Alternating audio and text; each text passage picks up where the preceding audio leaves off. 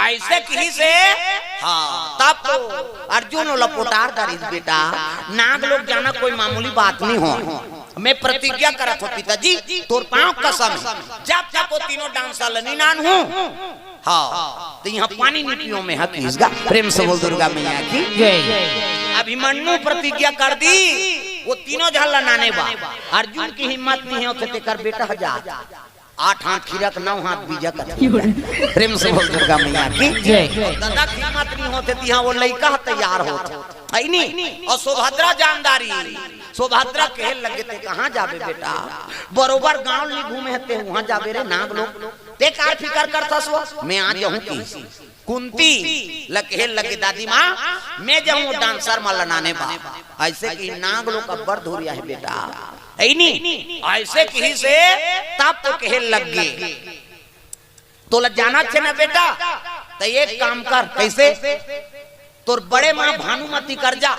हो वो जब पहली पहली आ रही तब बता रही प्रेम से बोल दुर्गा मैया की यहाँ जाबे मद्र देश मद्र देश ले गंधार नरेश गंधार ले जाबे तो भंवरपुर ऊंचे ले भानुमती आए प्रेम से बोल दुर्गा मैया की अब भंवरपुर ले नहाके बीच में नदिया है एक ठन बड़े जान मलाक्षर नाम के मछली हुई हाँ अब वही नदिया पार करके जाबे तब नाग लोग जाए कर रद्दा मिलते कथे बेटा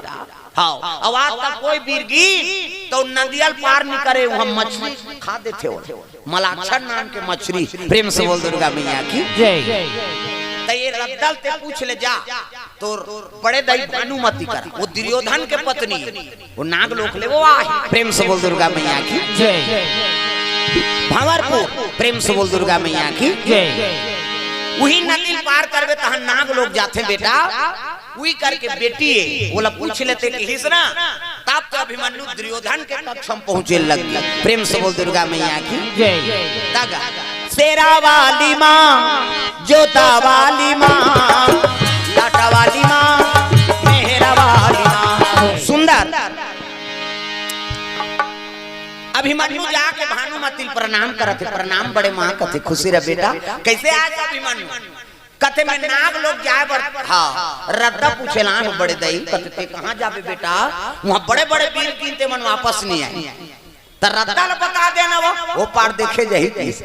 यहाँ जाबे मद्र देश ले जाबे गंधार और गंधार ले मैके चल दे प्रेम से बोल दुर्गा मैया की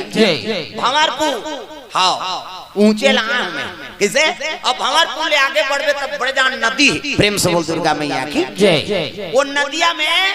एक मछली बेटा मलाक्षर मछली हाँ जे डोंगा जाते थे मन वापस नहीं आ मरीज जथे खा देते रे और कैसे पार करबे कते ई रद्दा रे बड़े दई कते हां अब ले भगवान भरोसा बनी की पां परी अभिमन्यु आगे और निकाली घोड़ा सीखे पड़े घोड़ा हां घोड़ा में जैसे बैठा थे कमान में तलवार तरकस में बांध धनुष धरे है अब बैठी सब अभिमन्यु घोड़ा में नहीं सुभद्रा रोत बेटा मोर एक जन आखी एक ठन काम ते कार जात होबे के लगे मां तोर आशीर्वाद रही ने तो मैं विजय हो कहूं कार फिकर करथा सो गांडीधारी अर्जुन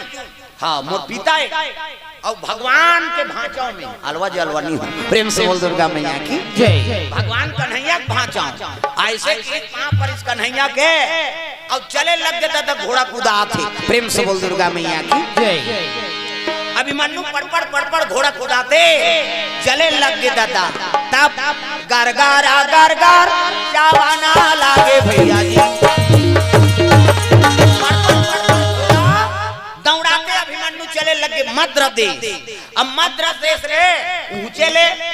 ओकर दादी मायरी से माद्री है प्रेम से बोल दुर्गा मैया की जय हां पांडु दू जन घर वाले एक जन नाम का कुंती अब एक जन के नाम माद्री अब मद्र देश ले तो ओकर दादी माया वहां चाह पानी पी और वहां घोड़ा दौड़ाइस नहीं ते गांधार नरे त गांधार ले कौन आए गांधारी दुर्योधन को कर दई वहु ओकर टोकरी दई प्रेम से बोल दुर्गा मैया की जय दागा ये मजबूरी में हो है इनका बिहाव गांधारी और वो अंधरा इमन दो के ही दो कहारी ता गांधारी अति सुंदरी है नहीं कई लड़का मन मांगे लान हलदान हो जाए जैसे बारात आवो कई मौल बांधे वो दूल्हा डौका मर जाए नानमुन दोष है। गांव मन देखत रहा आज बारात ही कह के खबर आ जा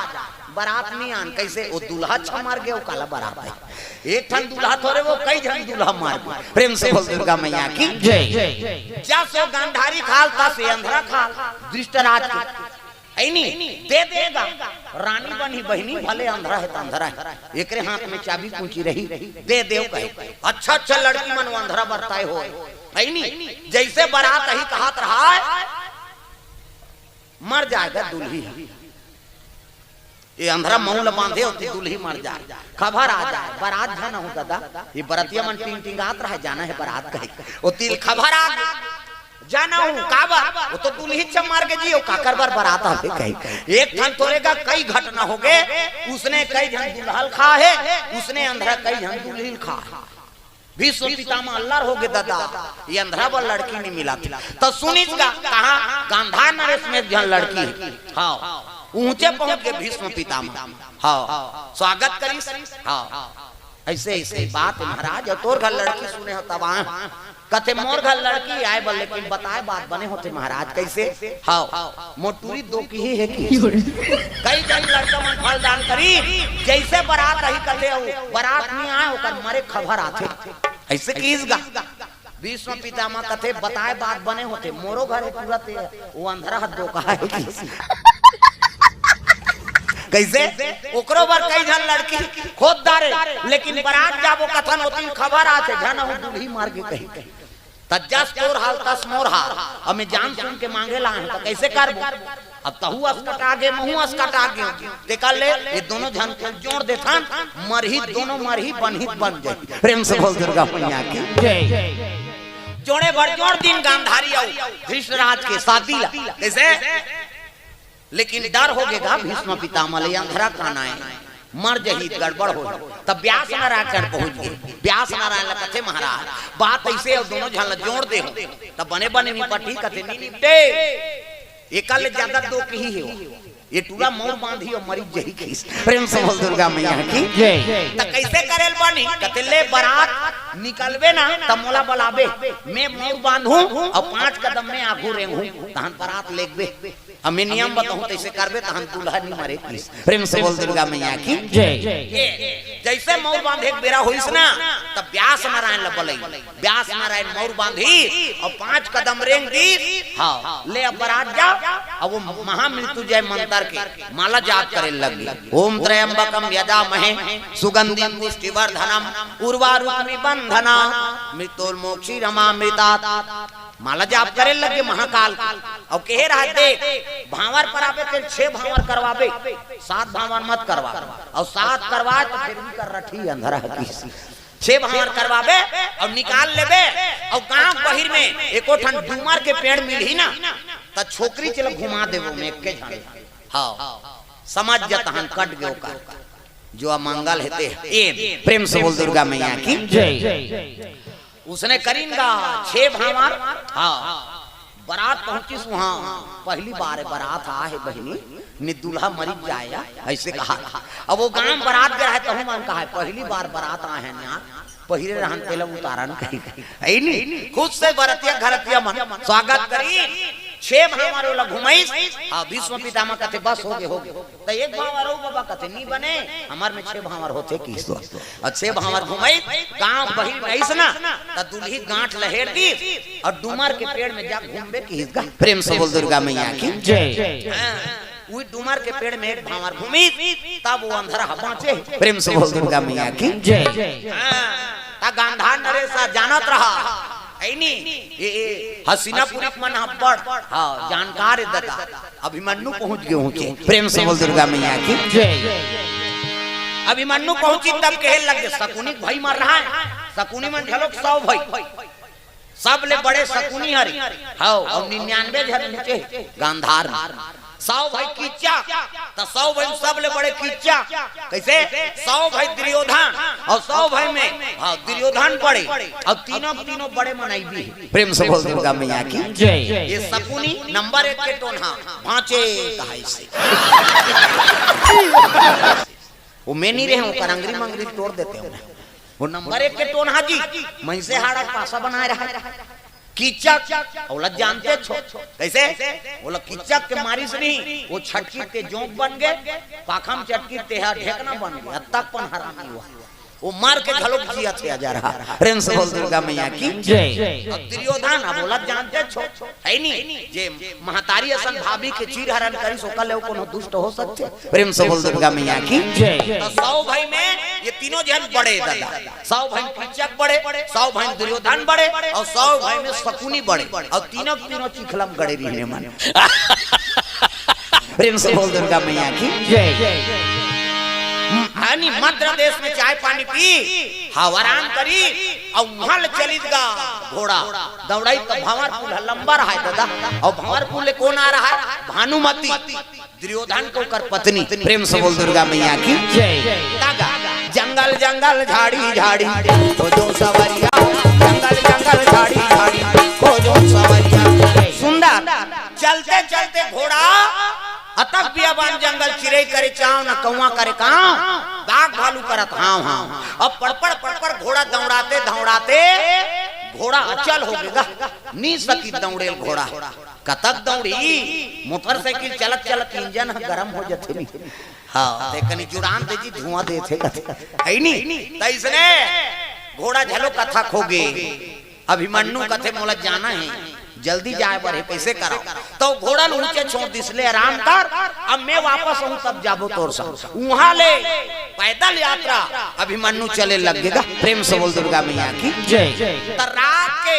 भंवरपुर के एक धर्मशाला मुरुकी सो प्रेम से बोल दुर्गा मैया की जय। अब आधा रात के थोड़े काकरो घर जही है नी धर्मशाला में शयन करे है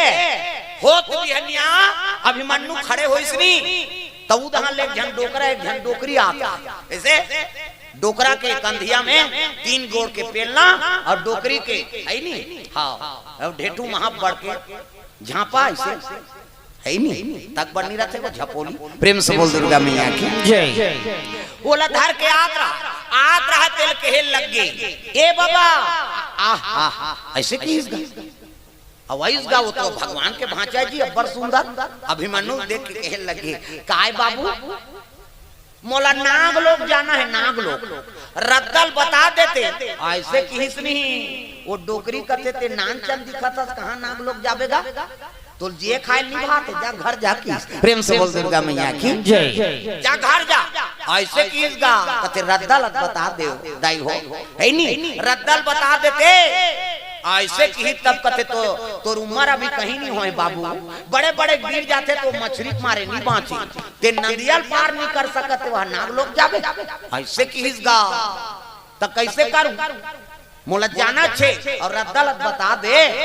ऐसे की सोकर रूप लग देख के डोकरा मुहा के रहेगा तो भगवान बरोबर दिखत है अभिमन्यु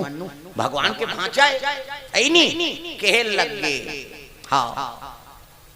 कौन गाँव रहा था ऐसे की डोकरा ना तब मोला कथा बाबा कहते हाउ हस्तिनापुरी इंद्रप्रस्थ 5 पांडव नाम सुने हैं कहते हाँ 5 पांडव नाम सुने हैं कहते हाउ हाँ 5 पांडव कहते अर्जुन तेकरे में बेटाओं की हिस्स गा और अर्जुन के बेटाओं की हिस्स नहीं ताप तो डोकरी कथी आई उई कांगू पांडव कथे तीचे धामा राजा को कर बेटी ही गए कावो ऐसे कहा था हाँ भानुमती कथा सुना हाउ वो मोर बड़े दाई प्रेम से बोल दुर्गा मैया की मोर बड़े दाई अब बड़े दाई के ही तान वो केवटीन डोकरी कथे आई हमर ननन सन में वो भानुमती नितानी बते बाबा ते हमर भांचा ऐसे कह के डोकरी धोकर के पांव परे लग गए केवटीन डोकरी वो भानुमती कहते तेरे सन में मोर ननन हम मितानी बदे है नी और ननन के मितानी ननंदे हो करते बेटा तब भांचा बाबा कहीं पांव परीत हाथ ऊपर के पांव परीसगा हां ते भगवान बाबा हमार बरा है ते कह के अभिमन्यु कहते भगवान नहीं हो हाँ मामा लेकिन भगवान के भांचा हरो किसो प्रेम से बोल दुर्गा मैया की जय। भगवान तो मैं नहीं हूं लेकिन भगवान के भांचा हूं हाँ अब मोला नाग लोग जाना है मामा अब कैसनो करके मोला पार करवा दे वहां प्रेम से बोल दुर्गा मैया की जय। ऐसे किस नहीं डोकरा कथे भले मारो सरो भांचा तोर बड़ डोंगा बनाहू में प्रेम से बोल दुर्गा मैया की जय। डोंगा बनाहू तो मछली देखबे तोर हिम्मत होई ता तो बनाहू डोंगा ला नहा के बाद पहली वो मछली समाप्त करे लाग कथे चल मोला दिखावे चल ऐसे की हिसनी ता कहे लग गे कैसे वो डोकरा रेंगत रहा है डोकरी का थे ये मछली देखैया नहीं हो ये चारा ले गई आई प्रेम से बोल दुर्गा मैया की जय। ये मरही हूं मन मर जाबो वो घास सुंदर भांचा है का बरे लऊ हाथ फसा था और ते नहीं जाना सो चल के तब बड़ जान दिलवा रहा नदिया तीर में गिन खाड़ में तब देखैसगा अंगरी बताई यही नदिया है भांचा जेमे वो मलाक्षर नाम के मछली ऐसने अंगरी बता त्री सोच की जवान मछली उफलैसगा फक ले हाँ फक उफलै ते डोकरा ऐसे अंगरी सकले नहीं सकी सही थाका डर का डर ऐसे बता रहा थे सकले नहीं सकी डोकरी और डोकरा एक तीर में खड़े हो गए अभिमन्यु देखई से वही दे भांचा ही से जब भागई भागी सा अभिमन्यु प्रेम से बोल दुर्गा मैया की जय। अब भाग के दिलवम चक गए और दिलवम चक के चंचनात ले धनुष बांधता नहीं है प्रेम से बोल दुर्गा मैया की जय। भांचा वही दे ऐसे कीजगा वो बगल में डोकरी रहते कथे तोर भगवान हत अंतर ध्यान हो गए कर ले हमारा चारा बनाए बनाने से डोकरा वो तो भाग गए वो तो इसे देखे की हिम्मत नहीं होगा मछली देखी लेते प्रेम से बोल दुर्गा मैया की जय। ते भगवान ने कहा तेरे अंतर ध्यान हो गए डोकरा सकले नहीं सकी